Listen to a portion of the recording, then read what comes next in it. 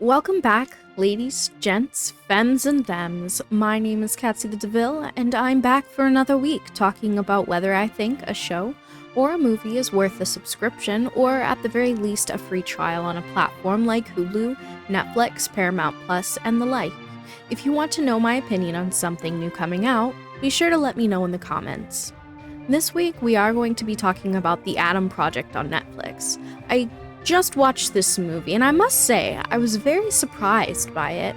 I went into it completely unsure of what was the plot line or what it was about to any degree, and I was thoroughly impressed. The story is about a man, Ryan Reynolds, named Adam, who is fleeing from an unknown big bad in the year 2050, causing him to take off and make an emergency landing.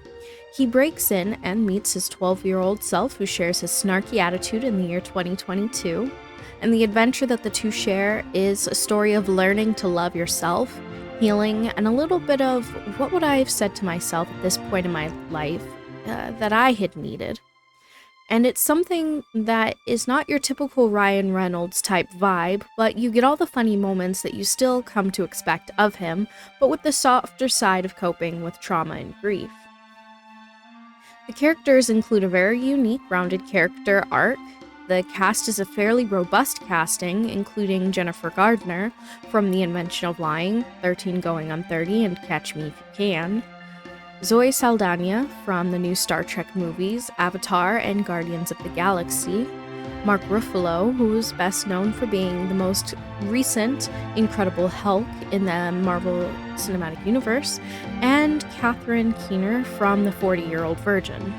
The pacing of the story was well done. I found myself unable to look away. Whereas typically in shows and movies, I need something to fidget with, otherwise I fall asleep no matter how invested in a story I am. I liked the action, and the effects were pretty top-notch. I really enjoyed the story overall. It was somewhat predictable in ways that were actually a comfort for me.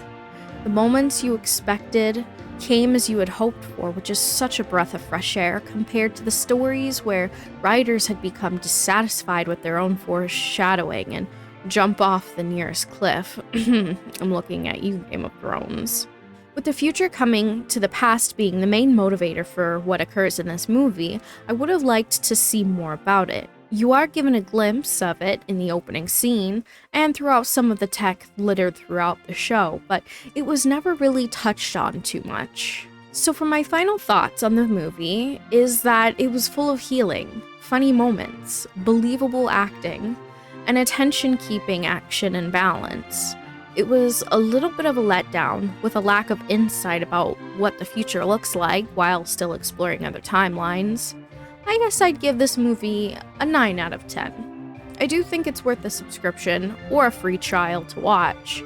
I was not let down in any immersion-breaking ways. But today's art was for somebody who needed a new profile picture for their channel, so if you're looking for maybe some personalized piece of art, consider reaching out to me on Twitter or Discord.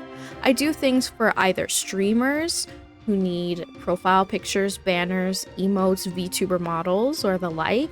Otherwise, if you're just an art appreciator and you need a profile picture, you want to make a gift for somebody, or maybe you just need a personalized wallpaper, or something even completely different, I'd be happy to help. And thank you everybody for your love and support. Thank you for subscribing, liking, and commenting. Thank you to my commissioners. Thank you for the subs on Twitch and Patreon. Thank you for buying Ko-fis. You make this possible for me to continue making content weekly as I have. And until next week, stay happy, healthy, hydrated, and thriving. Bye!